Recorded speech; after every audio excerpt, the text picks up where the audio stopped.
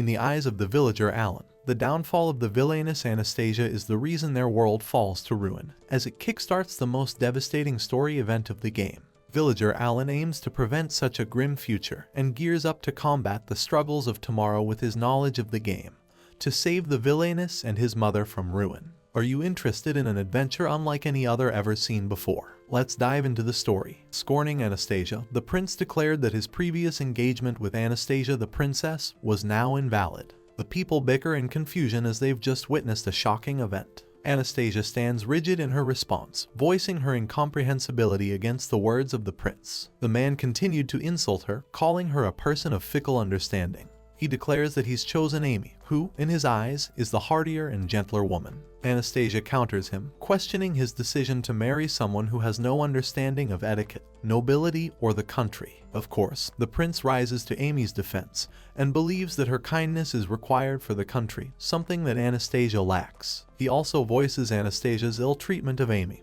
claiming that she's not befitting to become queen of the country. Eyeing down insignificant gossipers from the crowd, Anastasia comes to terms with the situation. She begins removing both of her gloves and, in rapid frustration, tosses them towards the prince and his new fiancée. That's the part where Alan's dream cuts short. He wakes up in a cold sweat, having remembered just about everything. Alan only now realizes that his life has taken an atrocious turn.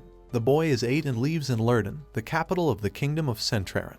The thing about his current life is that he has just remembered his previous life. In his past life, he remembers a game called Magical Fantasy Love's Heart Racing School Life, and with that memory alone, Alan is certain that he had reincarnated into this dating simulation game as an NPC or mob character. Damn, he just called himself a trash bot. The reason this is really terrible is because he and his mother, including the people who live in the capital, are all destined to die. The part where a grim continuation of the story follows, his dream ends. After the fabled Princess Anastasia threw her glove, she requested a duel with Amy, something the prince didn't like, and so he decided to duel in Amy's place. Because there was no one to rebel against the prince, Anastasia ended up suffering quite the defeat against him, and ended up leaving for a local monastery. However, her carriage is promptly attacked by the bandits, and she fades into non-existence. Even Alan knows that this is a grim story for the girl, and states that it only gets even worse. The thing is, those bandits acted on behalf of the prince, and a political imbalance in power had risen,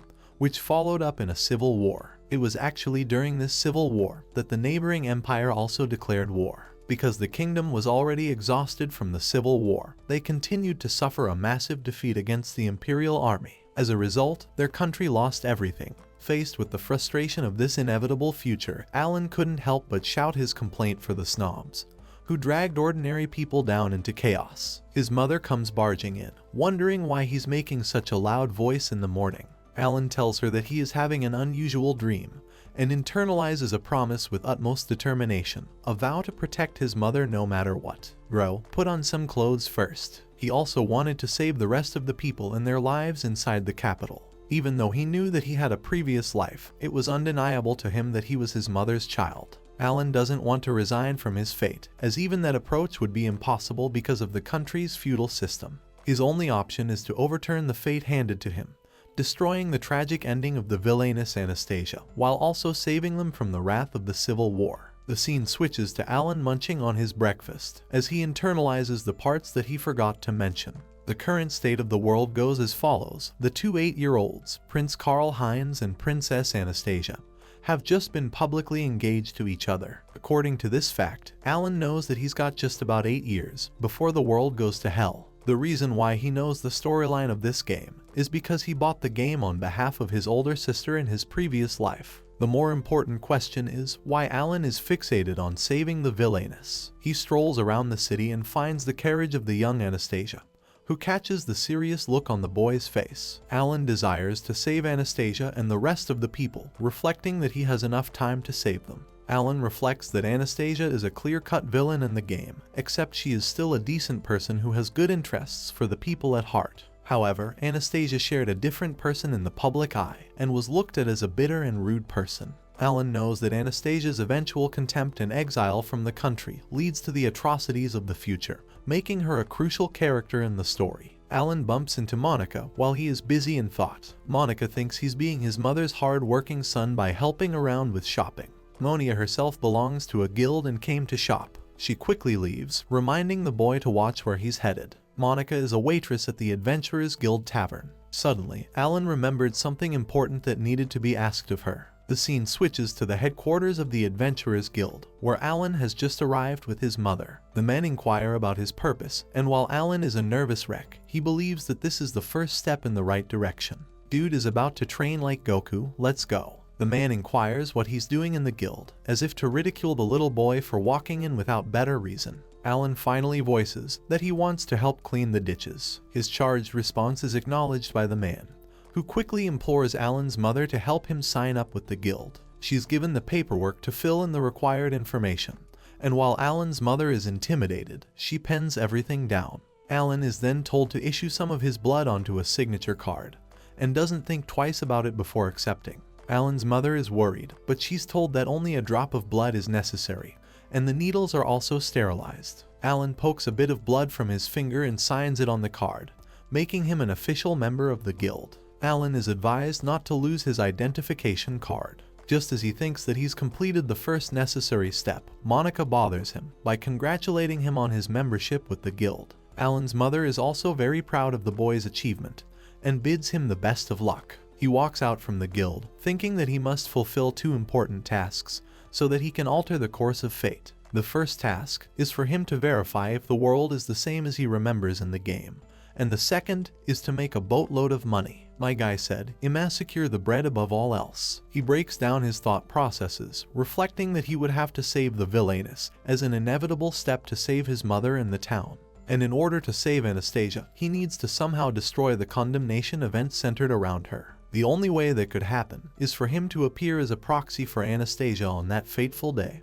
to defeat the prince once and for all. In only 7 years, Alan will enter the Royal Academy, whose enrollment doesn't come at a cheap price. Alan is currently in the trenches of poverty, which is why he cleans at his new job to earn money. Alan hopes to find confirmation that the world is operating the same way as the original game. His first day goes fine, as the man assigns him to work in the sewers next for double the pay. Alan is excited to take on such a job and uses every chance as an opportunity. The following day, he arrives in the sewers for his job, thinking that the reason he's come to the underground sewer is actually because there's an item called the Scroll of Concealment, and in a normal story is supposed to take place 8 years from the present. He knows that Amy and her friends stumble into the sewer as a means to run away from the Imperial Army. They discover the scroll in a hidden room, and this is just about the confirmation Alan is looking for, which would fulfill his first task. While he's dreading the smell, Alan discovers the secret wall, which stands out more than the others. He interacts with the engraving and opens the door at last. Alan enters inside, wondering about the original intent of such a room. He looks for the scroll and finds it resting on top of the shelf, knowing there aren't any traps. However, Alan happens to be a small boy and can't reach his tiny body. He uses the stick of his mop to reach for the item and confirms the scroll to be that of concealment. Alan jumps in excitement, knowing that it's the same. Remembering the details from the game, Alan interacts with the scroll, which illuminates it before eventually disappearing. Alan believes that this scroll was meant for Amy, and now he's the one to verify if it worked for his end. Alan taps his guild card to uncover his status board, noticing the concealment item.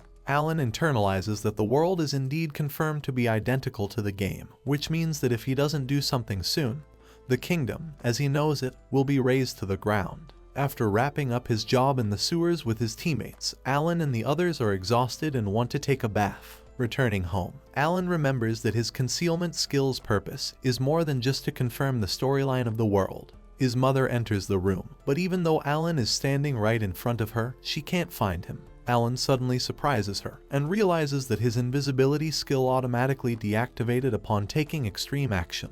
Alan shares his earnings with his mother while she reminds the boy not to overexert himself. Alan's mother worries for the boy and believes that he should only study hard at school. Alan reflects that the school of this world is a place where one can take classes and learn for absolutely free. He knows that learning math and comprehension skills aren't that important, but geography and history are absolutely crucial to him for the entrance exam. Alan wants to take his plan one step further after acquiring the invisibility skill, as his next mission is to acquire an appraisal ability. This is a non-negotiable skill for him to succeed in his plans, except its location is more than a smelly sewer, and more of a challenge to bet his life on the line. Dude knows stuff is about to get really hard for him. The next day, Alan finds a horned rabbit and realizes that it's the only monster in the area. While not being much of a danger, he still wants to play safe and uses his invisibility skill. Alan searches for the ruins, and while he knows about the place based on the game's map, he still has little information to go off in the actual environment. Alan is thankfully able to abuse his invisibility skill to the point he can leave his town undetected by the guards. He's already on his second day to find the labyrinth and winces at the thought. Alan is unsuccessful on both day 3 and day 4, ending up drenched in the end.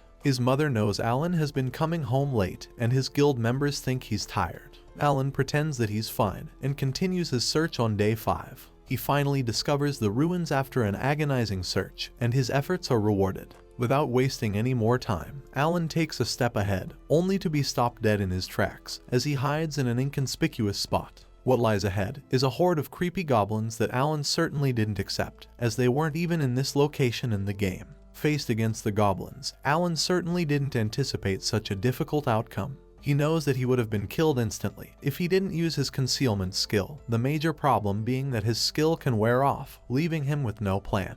Alan knows that with their increasing number, he's faced with a terrible disadvantage, and if someone leads a subjugation team here, the appraisal skill will be discovered. Alan is at a loss, wondering why this is even happening. He enforces patience and knows that this is his only chance. Alan musters a newfound resolve and focuses his way through the goblins undetected. Thanks to concealment, he's now standing ahead of the labyrinth and takes his steps underground. Alan finds the glowing moss convenient for such a place and hopes that there aren't any more lurking goblins here. Alan comes to discover the small room, hoping to find the skill. However, he's left shocked as there isn't any scroll, and the whole situation is different from the game. Not only that, a goblin scares him to death from behind, forcing him to hold his breath in anxiety. Alan figures that this is the treasure-keeping room for the goblin, which was absent in the original game. He still doesn't know why some parts of the story shifted to such a degree, and the goblin in front of him isn't making it any better with his stinking bad breath. This little boy's life is in danger, and the first thing he thinks about is, "You stink, you smelly monster." Another goblin takes this one away, leaving Alan with some air to breathe and survive in the meantime.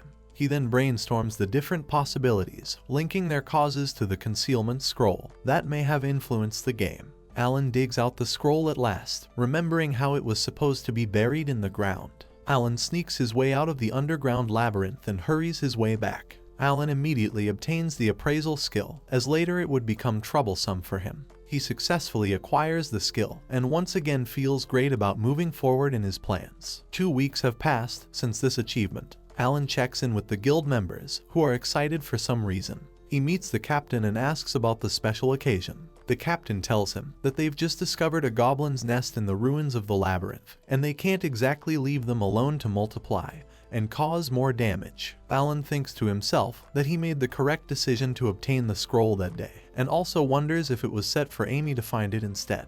Alan wonders if they've strayed from the game's storyline, and asks if his captain is going to take part in the battle. The leader declines, stating that he's just a retired adventurer at this point, and even shows off his prosthetic leg. He explains that it was because of an orc's arrow, laced with poison aiming right for his knee, reducing him to such a state. He can't fight anymore, and is surprised that his mechanical leg is still working just fine.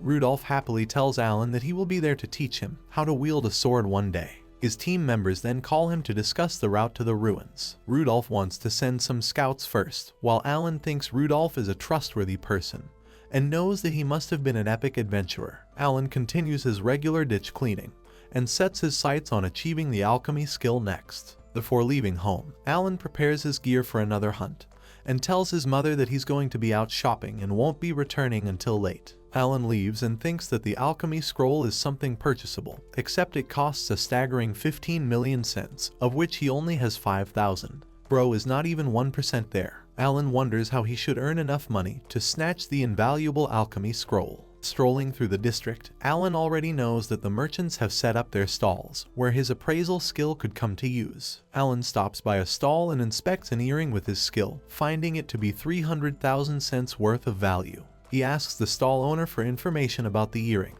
who tells him that the wife of a merchant left it in exchange for a loan. Funnily enough, the stall owner thinks that he's getting the earring for a girl, and reminds him that one earring would be offensive. Dude's facing a financial crisis right now, and this man is giving him dating advice. It's unbelievable. Alan purchases the item using his guild card for 2,000 cents and breaks down the math. Alan thinks that he's just scored a bargain, and aims to stick with the approach of saving up to 15 million, while also cleaning the ditches. Back at his guild, Rudolph notices the earrings and the gloves. Alan wants Rudolph's opinion on the items, and explains that he purchased the two things for 3,000 cents. Rudolph inspects the items and calls over an expert. Alan wanted this outcome, as the expert identified these items as the earring of strength and the fireproof gloves. Rudolph tells the boy that if he puts these up for sale, he'll attract quite a bit of attention, which is why the guild is interested in buying from him. Rudolph also warns him not to get greedy with just one bargain, as it would be a downfall.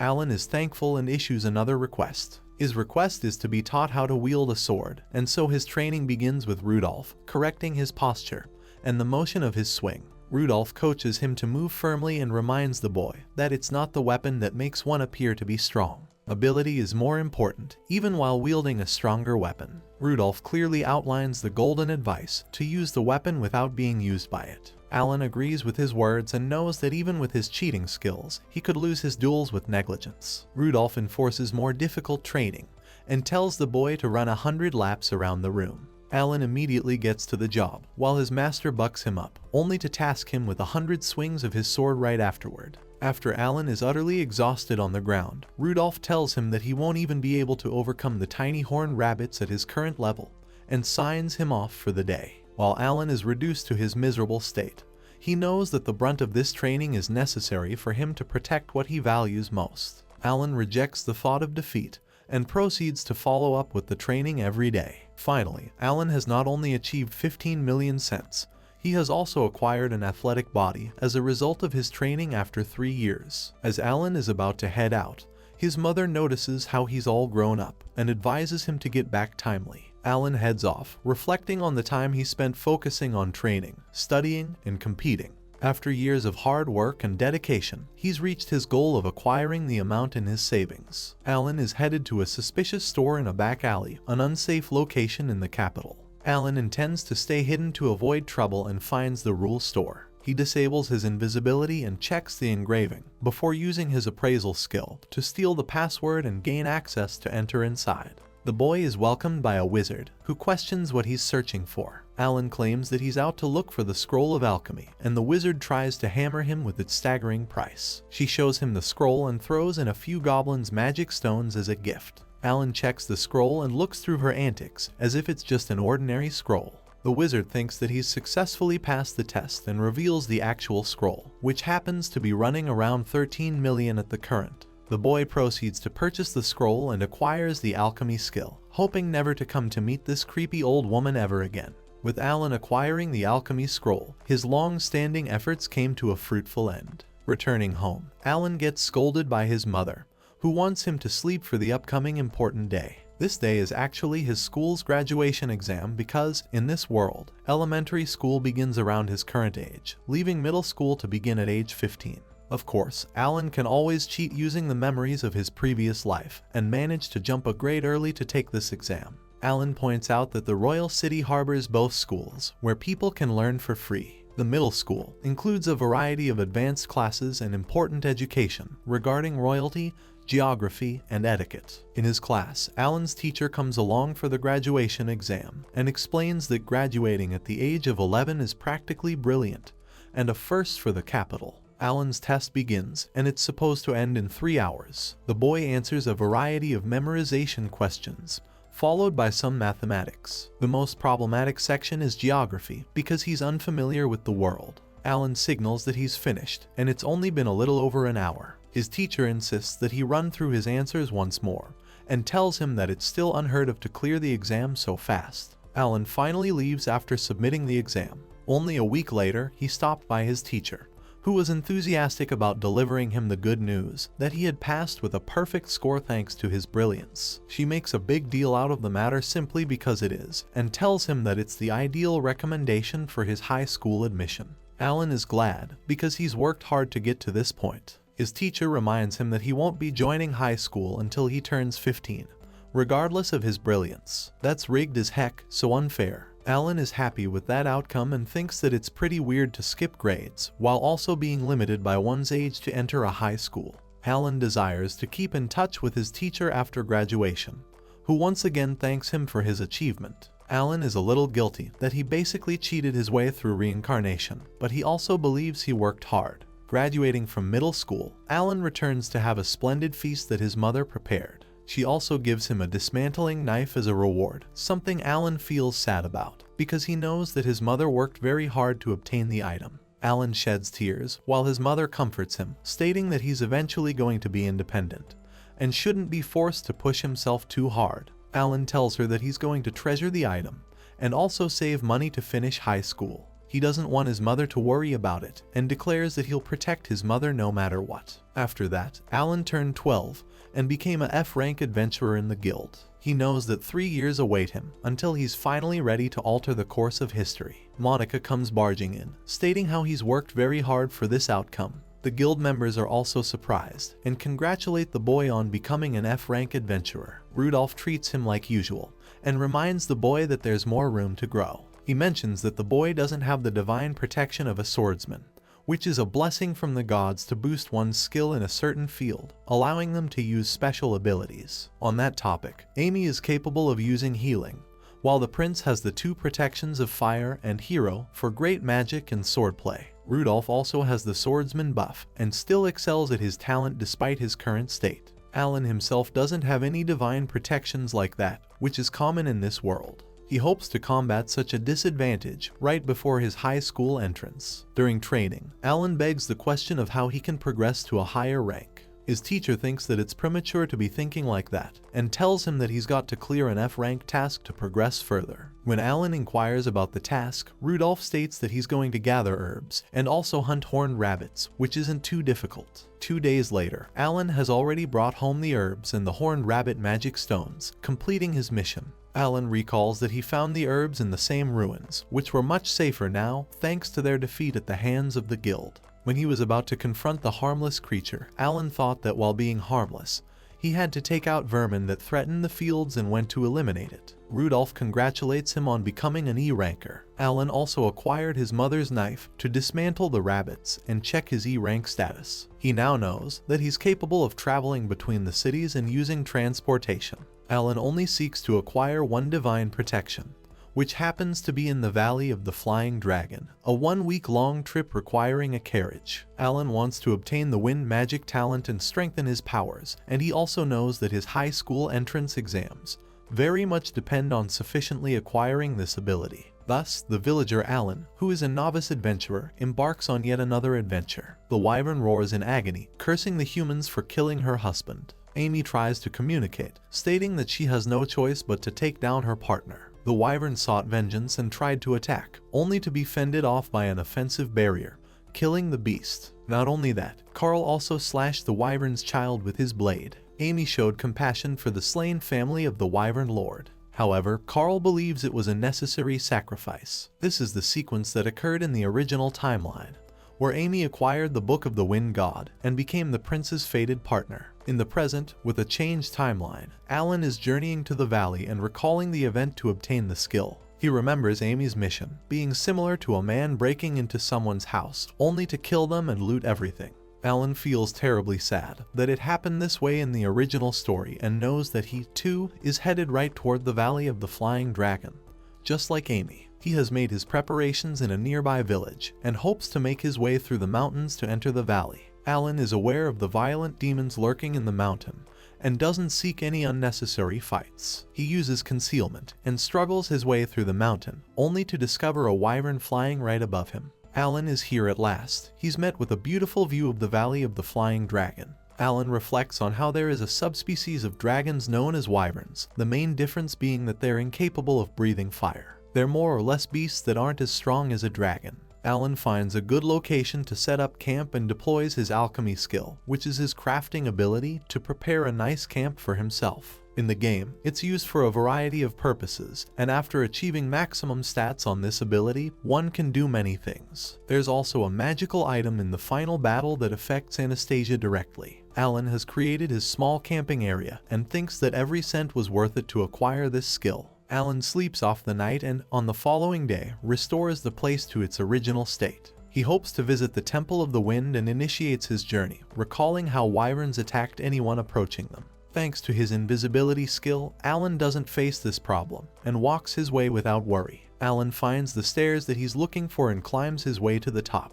Alan is alarmed to discover the sleeping Black Wyvern Lord. He considers it a convenient situation and wants to collect the Book of the Wind God, except a certain voice instantly puts him on hold. The Wind God himself manifests and requests the boy for a favor. This deity is capable of seeing through his concealment skill and shares no killing intent. He also has the scroll that Alan is looking for and decides to introduce himself properly. Realizing that a deity is standing right in front of him, Alan is shocked and wonders what he wants. The Wind God believes that it's best to wake up the lazy sleeping lizard. His best answer to achieving this objective. That's right, he uppercuts the wyvern into the sky. The wyvern crashes and is still soundly asleep. The Wind God proceeds to grab it by its tail and bring the wyvern back, finally gaining its attention. The Wyvern Lord wakes up from its slumber and embarrassingly introduces himself as Jerome. Jerome seems to be shy and is very much afraid to even greet Alan. The Wind God finally makes the odd request to help Jerome find a wife. I can't believe this dude's wingman is a literal god. Alan doesn't know why such a deity would even choose to support this decision. The deity explains that Jerome has fallen in love with Melissa, who has traits of a sky dragon. Of course, Alan is confused by the dynamics of this love story. The Wind God is fine with giving him the scroll, as long as he helps Jerome score his crush. Alan believes that it's basically impossible for him to choose otherwise, because this deity is even responding to him in his thoughts. Damn, that's OP. He plops out of existence, stating how he's fed up with lizard romance already and hopes that Alan can achieve this task. Alan helps Jerome warm up to him by asking about Melissa. The beautiful wyvern Melissa is actually nearby, wearing a ribbon that catches Alan's eye. The boy knows that she's the boss in the game to acquire the Book of the Wind God. He also knows that Amy and Carl invaded this mission during the time of their family's happiness. Jerome is captivated by his crush, while Alan asks the wyvern about her hobbies. Jerome reveals that he hasn't even talked to her, making her out to be a stranger and stalker in Alan's eyes. Alan believes that they should take this slowly and proceed with friendship. Jerome can't even muster up a proper introduction in front of Melissa, who is instantly annoyed and flies off without giving him a chance to talk. Alan realizes that she's a hard one to please and thinks that they should give her a present to win her heart. Alan also asks for her location from the Wind God, who is happy to take them to the destination. Alan spies on her while they wait for Jerome, who's trying to hunt something for his crush. Jerome returns having hunted a worm-like creature, which is quite ugly and scares off Melissa as she flies away. Alan switches their plan to aim for fashion next, wondering how he's still not discouraged. When Jerome presents her with a hoard of flowers, Melissa flies away again, leaving the wind deity to wonder if it's all hopeless in the end. He wonders if the boy has another strategy. Alan believes that one has to dress well and rejects the thought, because he doesn't know anything beyond fashion and humans. Alan thinks that maybe a necktie would be presentable. He decides to come up with the piece using his alchemy magic, giving Jerome a nice looking tie. The ability also takes a toll on Alan's body as he's been deploying it rapidly. Jerome is in his debt, while the Wind God shows them that Melissa is in the midst of being hunted by other wyverns. Jerome flies off at full speed while tearing up, hoping to save Melissa. Alan locates Melissa, who doesn't know why her fellow wyverns are attacking her. Jerome comes to her rescue by slamming down a dragon with his might. The Wyvern Lord faces against the many beasts, quickly getting overwhelmed as he signals for her to flee. Melissa flies off, leaving Jerome to fight against the other wyverns. He also chases down any wyverns trying to attack her. Alan signals to the Wind God that they're being chased. The deity casually defeats the dragon, while Melissa questions why they're here. Alan awkwardly explains that they're the Wyvern Lord's friends, while Jerome is here to help her. Jerome was strong enough to defeat all of them by himself before fainting to exhaustion. As he's about to crash, Melissa catches him before he lands on the ground. Jerome is overwhelmed, but she thanks him for the rescue and shows him affection enough to make the wyvern faint. Alan is glad that he accomplished the mission, even though he didn't do much. The wind deity finally bestows his divine protection on the boy, and also aims to give Jerome and Melissa blessings when they're married. He plops away into thin air, leaving Alan to wonder how Amy was supposed to acquire the Book of the Wind God. However, now she won't be getting any even in 4 years, which makes him wonder how the rest of the story will play out. Rose straight up stole all her powers in this timeline. Ha ha ha. Jerome thanks Alan, who states that he didn't do anything. Alan also warns them to stay away from the land for at least 4 years because of a possible raid. Melissa thanked Alan for helping Jerome and complimented him on the necktie. She also reminds him that they'll be there for him whenever Alan needs support. Alan is glad and bids the two a happy farewell as they fly away to their nest. Alan basically helped out wyverns instead of people and acquired his divine protection. He wants to do one more thing before returning to the capital, which is to ensure he crafts a glider for fast travel. Alan knows that horses are good for transportation in this world, except they're far too limited in terms of distance coverage. Alan wants to aim for a traveling agent that allows him to cover hundreds of kilometers in mere hours. His objective is to build a motor glider that is energized by wind magic. Alan also remembers that he was an aeronautical engineer in his previous life, where he was the pilot of a plane that he worked on as a project. Alan hopes to bring his plan to fruition. The next day, he prepares the area for a runway by chopping away the grass with his wind cutter ability. Alan finds his incantations embarrassing, and also reflects that his magic power jumped from F to D upon acquiring the wind magic ability. Alan finds it convenient to mow through the grass because of the ability, and finally clears the land for the runway. Next, he wants to prepare the glider for training purposes. The boy used his alchemy skill and placed his drawings into a magic circle, allowing for the object to be made by his overpowered cheat of a skill. Not only that, he used the bones, skins, and stones of the defeated wyverns in this ritual and initiated the spell. What came about is the brand new glider in its true form. Alan believes that the weather is good enough for a few test runs. He checks and manages all the necessary adjustments before activating the wind magic engine. Alan senses no problem in his testing and channels the craft, preparing it for a first fly. The glider races so fast that it goes out of Alan's control. Alan doesn't want to stop and achieves a perfect state for a takeoff, aiming to touch the skies. Bro, please give us some of those brain cells, this is so cool. In the sky, Alan is glad that his glider flew and took his route to Lurden, only to realize that he didn't really clean up his mess down on the runway. Alan recalls his flight experience as a university student and relishes the amazement of flight. Meanwhile, Anastasia notices this bizarre craft from afar and states that she's just seen a strange-looking bird. Margaret asks about it, while Anastasia claims that this bird doesn't seem to be flapping its wings and weirdly flies straight, wondering if it's a wyvern that wandered away from its hideout. Alan, on the other hand, can see the royal capital from up top and realizes that he's just accomplished the distance of 10 days in mere hours. Alan wants to prepare for a landing. One small problem with that is that Alan doesn't know where to land, because there doesn't seem to be any place near the capital. There are also no oceans, and he doesn't have a parachute to jump off. Alan sets his sights on a lake and goes right for it, thinking that he has no choice in the matter. Alan steers his glider right to the edge of the water to prevent stalling, and reverses the thrust of the craft using his wind magic, making for a manageable crash. Alan emerges from the lake, drying his clothes, and realizing that he was far too careless in this fiasco. He's glad to have secured the most important items. Alan also realizes that his glider vanished into thin air, which means creations with alchemy disappear after breaking. Alan believes that he's just lost 2 magic stones and the remains of wyverns in a singular flight.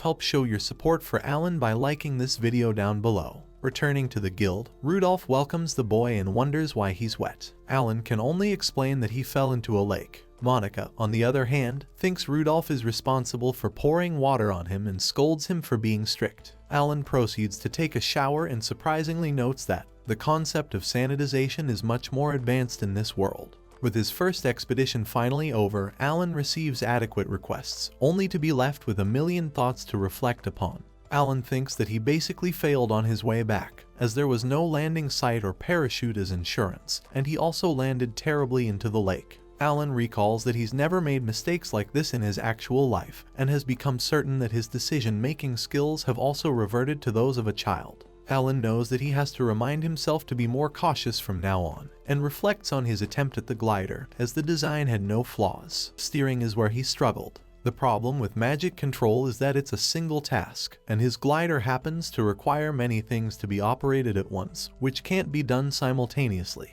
Alan believes that he can rebuild the same glider again, except he wants a plane that is designed to take off and land without needing a runway. Alan seeks to build a VTOL airplane. He needs to use his cheats to override the simultaneous operations on the plane. Alan wants to look for the scroll of multiple chanting, which is situated in a difficult place that he hopes to get over. Alan casts his ritual once more, manifesting his glider, which is an improved version of his prototype, although not the VTOL plane he's looking for. Alan has designed this craft to perfectly suit this mission, and begins takeoff with an impressive flight. In order to create things with alchemy, Alan is required to make note of two important factors. The first aspect is to nail the accuracy of the blueprints, as the finished product and the needed magic power will be reflective of that. In the original game, Amy imagined a fluffy image and actually created a high-performance carriage. Alan reasons that it's because she has stupidly broken abilities as the protagonist, which he doesn't really have at the moment. His only choice is to nail the blueprint to get what he wants absolutely. The second desired aspect is to prepare enough materials, as they will be reflective of the magic power required to create, as the fewer the materials, the more difficult it is to create something out of nothing. On the flip side, Alan discovered that he could substitute some materials with similar properties, allowing him to mimic the wyvern's wings for bat wings with ease and cutting his costs. Alan excitedly flies to approach the gigantic Tower of the Sage. That tower looks straight out of Dragon Ball Z. What the heck? Alan is absolutely in awe of the tower's height, having at least 300 floors above ground and a height close to 2,000 meters. His only way to get to the top is to rapidly ascend and turn.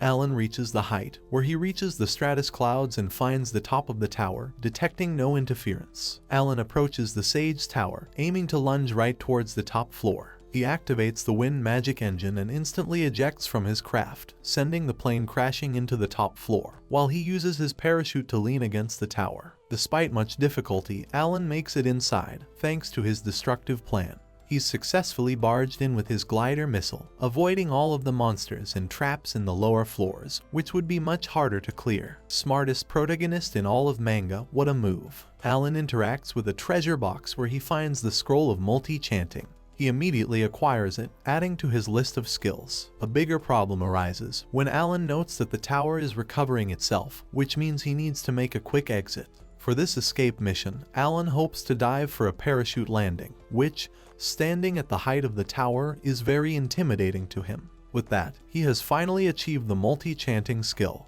In the past, there was a kind sage who helped people with his magic. This sage managed to weave all sorts of spells without even the use of chanting. However, when he was on his way to the village of the elves, the sage eventually got lost and perished in the attempt. His soul was rekindled to become the Chantless Scroll, which is said to be waiting in the Forest of Illusion for a person to carry on his desires to help the people. In his search for the Chantless Scroll, Alan recalls the in-game setup required for the final item. He knows that the goal is to enter the Forest of the Illusion, where the elves reside, except he doesn't have anything to do with the elves and only seeks to recover the scroll for his airplane. Except things don't go as planned. Alan faces issues with his map and also gets lost in the sky before even reaching the Forest of Illusion. Alan thinks this is pretty bad, especially when night comes creeping in, as this place is home to potent and deadly demons that he can't quite bypass by spamming his concealment skill. Alan doesn't hope to take any meaningless risks and is cautious of the sun's descent, hoping to find the village that he's looking for. In a sudden motion, he spots the Rinzia village and wants to make a safer landing outside the village. Alan activates his brand new vertical engine, which controls his altitude, allowing the aircraft to land with ease. Alan is exhausted from these travels, especially after using 4 magic spells back to back, which puts greater strain on his body. Suddenly, Alan is ambushed by elves, who stop the stranger from intruding on their village. They capture Alan, and the chief of the elves questions his purpose in the village. Alan explains that he got lost, as he was clearly trying to get to another village. The elf makes it clear that their village is protected by the power of spirits, which means the humans and demons shouldn't even be able to bypass the forest, except Alan made it through. Alan explains that he actually flew right over the forest. Even though the guards don't believe anything coming out of his mouth, Alan hardly explains his powers, and tells them that he's got the blessing of the wind god. This revelation shocks the elves, who thank the wind god for not having left them. Alan doesn't know where this conversation is going, and shows them proof of his divine protection. The village chief pleads with her request for him to save their village, which makes Alan wonder if the event has already started 4 years before its original date. The elf explains that they've been troubled to deal with an evil spirit in the forest, who has also drawn nearer to their village. The thing is, Alan knows absolutely nothing about this event and asks for information. The Elven Queen is embarrassed to confess that this spirit basically gave them a run for their money, and it's only because of the monster's slow speed that they're unharmed. She fears that irreparable damage will occur in the future, and their village might fall into ruin. She also tells them that because of their bad history with humans, they're not interested in seeking help from them. She pleads with Alan to help them, as the one bearing the protection of the wind god. Her daughter comes barging in, insulting Alan as a human, as she is determined to slay the spirit herself. Alan remembers this girl as the princess of the village of the elves from the original game.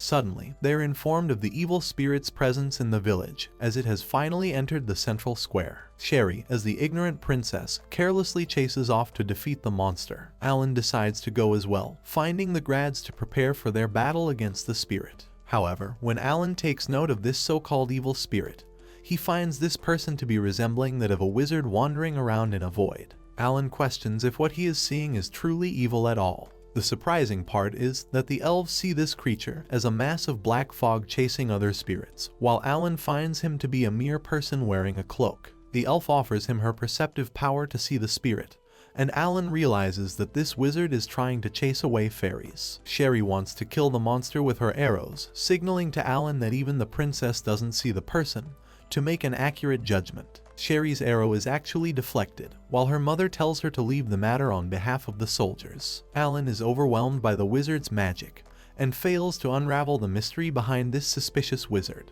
Alan tries to go for basic communication with the wizard, only to receive a loud confession from him, stating that he's a middle-aged dinosaur. Alan is starstruck, and questions if he's really not hearing things. The wizard explains that his name is Loringas. Alan jots down that this guy is definitely chasing a little spirit, because of some kind of crime, and wonders what Loringas is even trying to do. The lousy wizard explains that he wanted to meet the spirit from the village of the elves, which lived for millennia, except it's still in the form of a little girl. Alan quickly realizes that this man is up to no good, leaving the elves completely dazed because, in their eyes, he's talking to a black fog. Alan looks over and realizes that these elves have placed massive expectations on his shoulders. He bullies the perverted man away, while Loringas tries to justify his nefarious act. The wizard claims that he had no interest in touching any spirits, while Alan scolds her to stop chasing around, as this has made her scared. That's when this single brain cell possessing creature realizes that he's been scaring away the spirits all this time.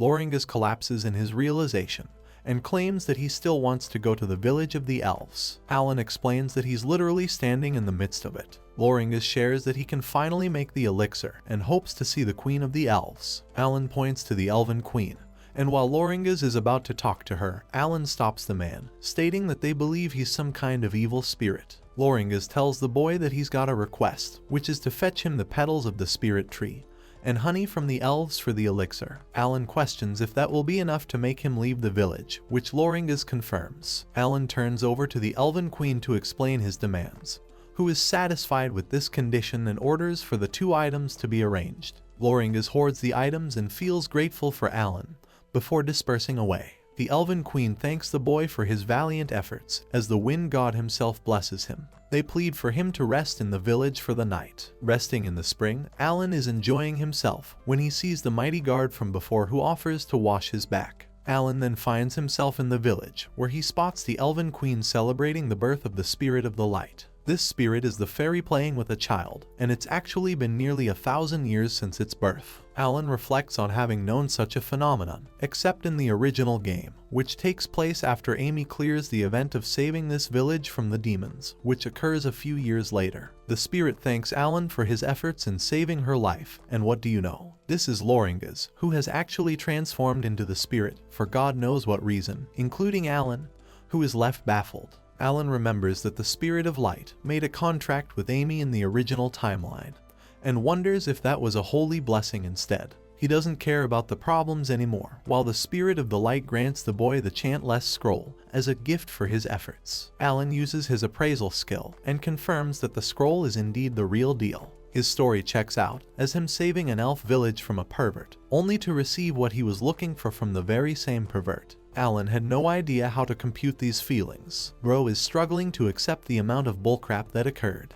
He thanks the elves for their help, while Sherry inspects his craft, wondering how it can even fly. Before leaving, the Elven Queen gives him a special amulet entrusted with the prayers of all the villagers. They also want to commemorate him as a hero who saved the village, allowing him to visit at any time. Alan finally jumps into his craft and begins to take off, surprising the villagers before flying away. With that, another adventure came to a close as Alan acquired the Chantless skill. With his return to the capital, Alan rests in his bed, completing everything that he desires to prevent the tragedy of the future. He also has enough money to enter high school, leaving him to raise his level and build a physique capable of winning the duel. Ro thinks it's time to achieve that OP anime physique, and I'm all for it. Alan knows that his opponent can be a demon or even a human being in this exam, and turns up to the guild for a goblin slaying adventure. Rudolph warns the boy for taking reckless action, while Monica talks sense into the boy, telling him that his mother would be the first one to fall into depression if anything happened to him. Alan heeds her warning and is told to do his best. Alan proceeded to go home and explained his goblin quest to his mother, aiming to clear her expectations. Alan's mother gave him a heartwarming, yet gentle embrace, leaving the boy with only more reason to make his triumphant return to prevent the tragic scenario. Alan ends up selling some of the honey he obtained from the elves off to the wizard in the back alley. She offers 2 million for them, which is fair enough for the boy to accept. The wizard also wants him to get more premium items, while Alan wonders if she has a magic bag for sale. When he specifies wanting a bag with a gigantic inventory, she laughs at him, stating that the amount would be enough to buy a country. Alan reflects that such bags were capable of carrying more than their appearance, thanks to their magical ability. Alan knows that they exist in this world, while she laughs at him as if he's humored a joke. Shortly after, Alan seeks to level up to fight against the demons and comes to the village of Struzen, where he meets the chief. Even though Alan receives free lodging, he still has to pay after a few days, including his food. However, a reward for killing a single goblin is considered 1,500 cents. Alan thinks that he'll jack up 2,000 to 3,000 cents a day, as killing goblins isn't even a profitable job for adventurers, making little money. This is because goblins are worthless in all realms, excluding the bosses. However, they can be deadly when attacking in groups. The following morning, he did come out to the outskirts of the village, except Alan was armed with the brand new AK-47 Kalashnikov. This bad boy is his tool to exterminate the goblins. Alan uses concealment magic and knows that there is a labyrinth where the goblins lurk. He also seeks to learn to hunt around forests and finally locates a goblin. Alan takes his aim in perfect motion and fires a shot, which instantly kills the goblin. MC is not interested in playing around with puny swords. He is pulling out the mags now. While cautious, Alan comes to inspect the goblin's dead body, realizing that he hit his chest and also acquired a magic stone. Alan deploys wind magic into the mechanics of this weapon and runs a bit of trouble reloading, but he fixes those issues soon. Alan thinks that guns make it far too easy to take down an enemy, including the goblins. Returning with his magic stones, Alan presents his 12 stones to the village chief and receives his payment for it. Alan also claims that he's going to be staying for a while and continues to hunt each day. The day comes when he is to go into the labyrinth after hunting straight for a week. Alan stands right in front of the labyrinth and notes that this is the actual first event in the game with the same location, with the mission to kill goblins that attack the villagers to raise one's level. A slight problem came with that. Stronger demons spawned within the depths of the labyrinth, as the core is protected by the bosses. If one destroys such a core, he is capable of killing the labyrinth, a rumor that Alan believes in. He prepares his necessities and enters inside with his lantern, which he bought for a hefty price and can be lit by mana without any detection. The place is exactly according to Alan's expectations, as it doesn't have a lot of goblins at the beginning. Alan spots the two of them and goes into his concealment skill, ready to take his shot. The light from his lantern attracts them as they draw near, allowing Alan to get the perfect accuracy, mowing them down with his gun. Alan wonders if the loud noise is going to draw the other goblins. He managed to clear his way through the labyrinth, having remembered its original layout in the game. Alan hastily made his way to the lowest level, the basement, where high-level monsters protected the core. Alan switches his magazine to strengthened rounds of fire and enters the hall. He is faced against 2 hobgoblins and 2 goblin mages, including the almighty Goblin King. Alan prepares his shot and unloads the rounds to eliminate the mages. After defeating those 2, he uses wind magic to create a smokescreen and also sneaks around to switch locations. Alan takes down the 2 hobgoblins with his shots, leaving the Goblin King to face the full wrath of his firepower. He's like, "You're not familiar with my aura," and proceeds to empty a mag on a goblin.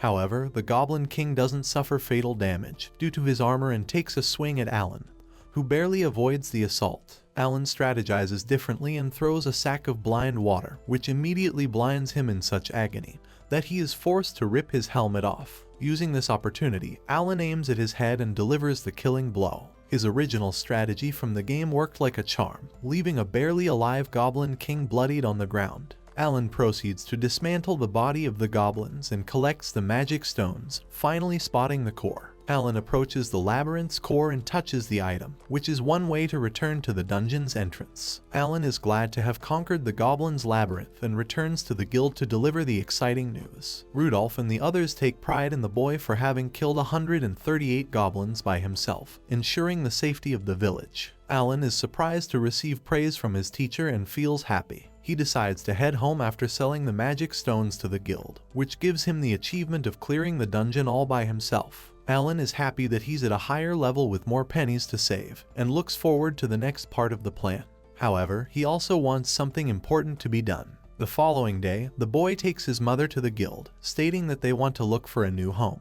We're shown the events from a day prior. Alan returned home and was met with the embrace of his mother, who was worried sick over his mission. Alan always felt relieved in his conversations with his mother and explained his point about looking for a new home to his mother. The problem is that he is an adventurer who needs a lot of storage and explains that he wants to move out. Alan secretly desires for his mother to live a happy life. His mother reminds him that she only wishes for the boy to be happy and wants to help him look for a house. Alan and his mother showed up in the guild the following day. Katerina also introduced herself as his mother, while Rudolph explained that he remembered from their first encounter. Rudolph is proud to state that Alan is their most promising newcomer with a perfect record. Many guild members are dying for Alan to join their party after he reaches D rank. Alan is happy to hear this news and thinks that people still don't like him at present because of his E rank status. Alan wants to leave the matter for later after he ranks up. Alan explains his housing situation to Rudolph, who tells the boy that they're not some real estate medium, and most of the houses have bad security, which is unideal for him and his mother to live. Alan hopes to meet a good real estate agent. Rudolph wants him to know that his wish would be his undoing, while Monica wonders if he's interested in moving. Monica invites Alan to her house, which confuses him. Monica explains that her father owns an apartment building, which means they've got plenty of options for his family. Although the rent is 100,000 cents, Alan believes that even a terrible apartment would require 70% of the price, making this a good offer. What a steal, cop the deal. Alan is interested in seeing the apartments, while Katerina properly bids farewell to the guild members. Monica states that they'll have to take a 5-minute walk. They finally arrive at the apartment building and enter inside. Monica shows them the spacious rooms, while Alan is impressed through and through. The windows also grant him the ability to see the castle view, which reminds the boy of his mission, as he's slowly on his way to prevent the downfall of the princess. My dude just wants to save the world and his mother. Press W in the comments section to show respect. Monica is only interested in offering them such a price because of Alan's promising future as an adventurer. Alan believes that they should swing for this room as long as his mother agrees. That's how they finally acquired their new house. Alan returns after making his deal and informing Rudolph, while the other guild members are happy that the boy's hard work paid off for his mother. Not only that, the guild members are enthusiastic to help the boy move out with all his stuff. Alan doesn't want all of them to help, as they've got jobs to attend to, but Jared is persistent and tells him that they'll be helping him no matter what. Monica thinks it's fine to let them cash in on the fun, as the boy is a beloved figure to the guild. Katerina thinks that Alan has been blessed with wonderful peers, and entrusts him to value such people. Alan feels grateful for their help and is nearly moved to tears. After that, the guild members helped Alan's family move their furniture and valued goods to the new apartment. Even with the furniture, the apartment turned out to be too spacious. Jared thanked the guild members for their hard work and called for a banquet party. Katarina was also part of this party and shared a drink with the adventurers, thanking them for their efforts in moving towards her son. Alan reminds her to keep her speech simple, while Katarina wishes them the best of luck, setting for a celebratory end of the night. Alan hopes to live a prosperous life with his mother, while he tries his best to gradually make their lives better for the sake of everyone who believes in him, ensuring a future where each member is living with a smiling face. Alan hopes to break the cycle of fate, but before he does, creepy Jared slides in with his drunk commentary. Alan thinks that Rudolph has come to the rescue, except he pulls an even bigger card by flirting with his mother. Alan suddenly lost all his respect for the guild members, especially his teacher. Bro is gonna pull out his gun and empty a few mags on these fools. The following day, Alan creates his special penetrating rounds. Alan also created a smaller version of the gun and smelted full metal jacket bullets for both. Alan recalls his fight with the Goblin King and knows that penetration rounds are a must. He also finds the labyrinth and fights the bosses endless times to level up and acquire money. He continuously challenged the goblin maze each day for a week. Also, he distributed the magic stones to the guild to the point where they started wondering if he literally hated the goblins for bringing so many. They think this dude has something against their kind, lol. At this point of the story, villager Alan, who is a novice adventurer, has now become a man bearing the title of the Goblin Slayer as a result of his efforts to terminate the goblins.